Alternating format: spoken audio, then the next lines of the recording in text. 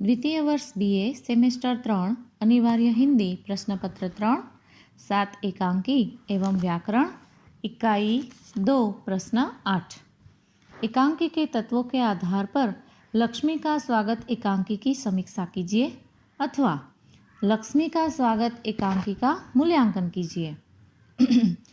इसका उत्तर है उसमें रूपरेखा में पहला प्रस्तावना, दूसरा लक्ष्मी का स्वागत एकांकी का मूल्यांकन और तीसरा उपसंहार।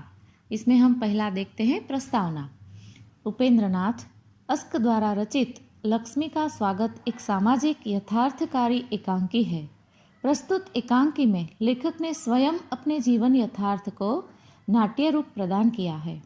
लक्ष्मी का स्वागत अस्क जी के लोकप्रिय एकांकियों में से एक है। पंडित माधोराम स्टेशन मास्टर के घर अस्क जी का जन्म 14 दिसंबर 1910 जालंधर में हुआ था। सामान्य ब्राह्मण परिवार में जन्मे अस्क जी ने जालंधर से मैट्रिक और BA की परीक्षा पास की। BA पास कर लेने के पश्चात अपने ही स्कूल में अध्यापक हो गए।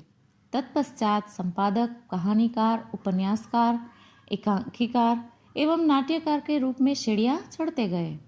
लक्ष्मी का स्वागत एकांकी पहली बार सन 1938 में ऑल इंडिया लाहौर से प्रसारित किया गया था।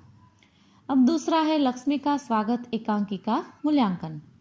प्रस्तुत एकांकी में अस्क जी ने समीक्षा या मूल्यांकन के लिए निश्चित किए गए तत्वों का बखूबी पालन किया है, जिसमें पहला है कथावस्तु या कथानक, दूसरा है पात्र या चरित्र चित्रण, तीसरा देश काल और वातावरण, चौथा संवाद या कथोपकथन, पांचवा भाषा शैली, छठा उद्देश्य एवं सातवां संकलन तंत्र का समावेश होता है। जिसमें हम पहला देखते हैं कथावस्तु या कथानक। एकांकी का प्रथम एवं महत्वपूर्ण तत्व कथावस्तु है। प्रस्तुत एकांकी का प्रारंभ नायक रोशन एवं उसका मित्र सुरेंद्र के संवाद से होता है। दोनों के संवाद से पता चलता है कि इस वक्त रोशन का इकलौता बेटा अरुण बीमार है। रोशन पत्नी की मौत के बाद अपने बेटे को खोना नहीं चाहता है। वह अच्छे से अच्छा डॉक्टर से उसका इलाज करवाना चाहता है। डॉक्टरी जांच में पता चलता है कि अरुण डिप्थेरिया का शिकार हो गया है। तभी बीच में रोशन की माँ बहू की मौत के चौथे दिन ही रोशन के लिए लड़की का शगुन लाती है। रोशन माँ से नाराज होकर शगुन नकार देता है। वे लोग फिर आते हैं।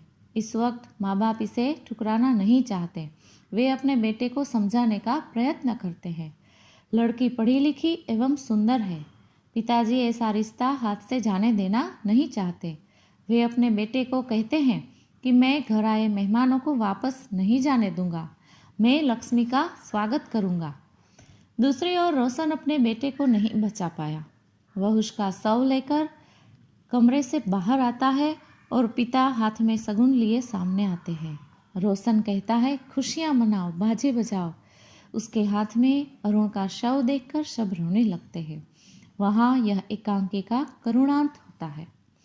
दूसरा है पात्र या चरित्र चित्रण। एकांकी में कथा के वाहक पात्र होते हैं। पात्रों से ही कथा का विकास होता है। लक्ष्मी का स्वागत एकांकी का नायक रोशन है। इनकी मानसिकता को व्यक्त करते हुए कथा का विकास किया गया है। सीधे तौर पर स्त्री पात्रों में केवल माँ ही एक स्त्री पात्र है।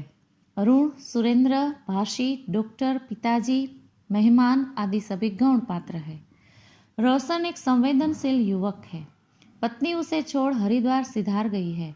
उसका बेटा अरुण डिप्थीरिया से लड़ रहा है। वह उसके इलाज के लिए कोई कसर नहीं छोड़ता। बाकी घर के लोग रोशन की दूसरी शादी कराना चाहते हैं। रोशन अपने बेटे की चिंता में अभी शादी करने से मना कर देता है। रोशन की चिंता में माँ बाप भी शामिल नहीं होते। वह अकेला ही सब कुछ अंत तक सहने के लिए विवश होता है। रोशन के माँ बाप लालची एवं स्वार्थी थे।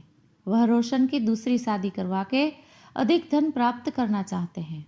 उन्हें न बीमार पोते की चिंता है और न बेटे की, जैसे अरुण के प्रति उनका कोई कर्तव्य ही न हो। अरुण की बीमारी की बात माँ बाप शादी न करने का एक बहाना मानने लगते हैं। इस प्रकार एकांकी में आवश्यकता अनुसार पात्र संख्या कम रखी गई है। हर पात्र अपनी अलग अलग विशेषता के लिए हमारे सामने प्रस्तुत हुए हैं। तीसरा है संवाद या कथोपकथन। नाटक एवं एकांकी के लिए संवाद अत्यंत महत्वपूर्ण एवं अनिवार्य प्राण तत्व है। संवाद के बिना एकांकी का अस्तित्व संभव नहीं है। एकांकी के प्रारंभ में प्रस्तुत रोशन एवं सुरेंद्र के संवाद रोचक तथा जिज्ञासापूर्ण है। उदाहरण स्वरूप सुरेंद्र कहते हैं कि तुम क्या कर रहे हो रोशन, उन्हें क्या यह प्रिय नहीं? मूल से ज़्यादा प्यारा होता है।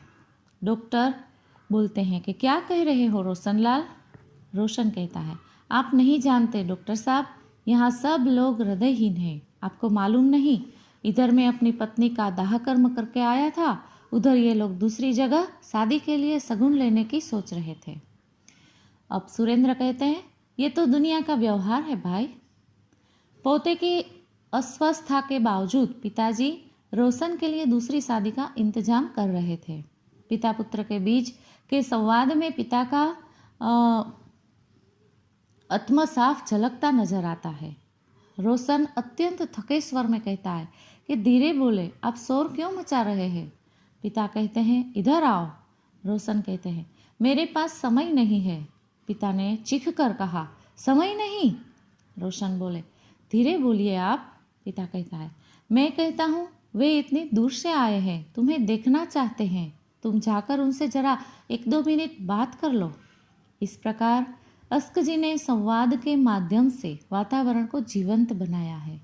एकांकी के संवाद पात्र की मनःस्थिति के अनुकूल है। चौथा है देशकाल और वातावरण। अस्क जी ने देशकाल एवं वातावरण का मेल कराने में कोई कसर नहीं छोड़ी है। बाहर का तूफान एवं वर्षा, काली रात आदि सुरेंद्र की मनःस्थिति का प्रतिरूप है।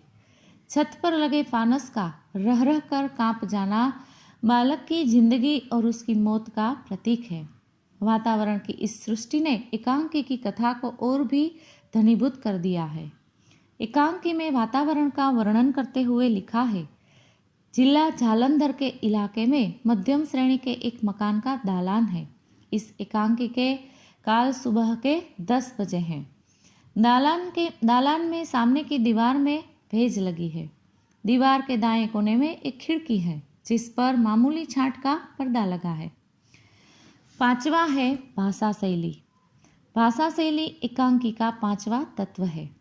भाषा विचार अभिव्यक्ति का सशक्त माध्यम है। एकांकी की भाषा सरल, मार्मिक, स्पष्ट एवं प्रवाहपूर्ण है। भावपूर्ण भाषा शैली प्रस्तुत एकांकी की प्रधान विशेषता है। एकांकी को जीवंत एवं प्रसिद्ध बनाने हेतु तथा आवश्यक मुहावरों और कहावतों का प्रयोग होता है। एकांकीकार पात्र को ध्यान में रखकर पात्रानुकूल शब्दावली का भी प्रयोग करता है।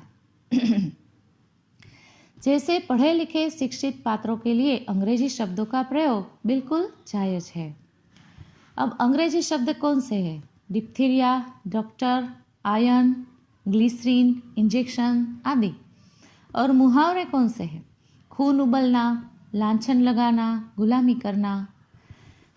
अस्क जी ने प्रस्तुत एकांकी में व्यंग्यात्मक शैली, तुलनात्मक शैली, पूर्वदीप्ति शैली और वर्णनात्मक शैली का प्रयोग किया है। व्यंग्यात्मक शैली का उदाहरण है कि रोशन अपने पिता और माँ को व्यंग में कहता है कि तुम लक्ष्मी का स्वागत करो और खुशियां मनाओ। छठा है उद्देश्य। कथानक से स्पष्ट होता है कि एक छोटी सी हृदयद्रावक घटना के माध्यम से सामाजिक कुप्रथा के एक अमानवीय पक्ष को चित्रित किया है। माँ बाप की अर्थलोलुपता एवं स्वार्थपरक अभिगम को स्पष्ट करने में एकांकीकार पूरी तरह सफल रहे हैं। माँ बाप का व्यवहार पुत्र को स्तब्ध कर देता है। लक्ष्मी का स्वागत करने अधीर हुए माँ बाप वर्तमान समाज की कड़वी सच्चाई प्रस्तुत करते हैं। अस्क जी युगीन सत्य को प्रस्तुत करने में पूरी तरह सफल रहे हैं। सातवां है संकलन त्रय। एकांकीकार अस्क जी ने संकलन त्रय का पालन अच्छी तरह से किया है। स्थान एवं समय की एकता का संतुलन एकांकी पढ़ने से ही नजर आता है। रंगमंच की दृष्टि से भी एक सफल एकांकी है। संकलन त्रय का उचित गठन ही प्रस्तुत एकांकी की सफलता का राज है।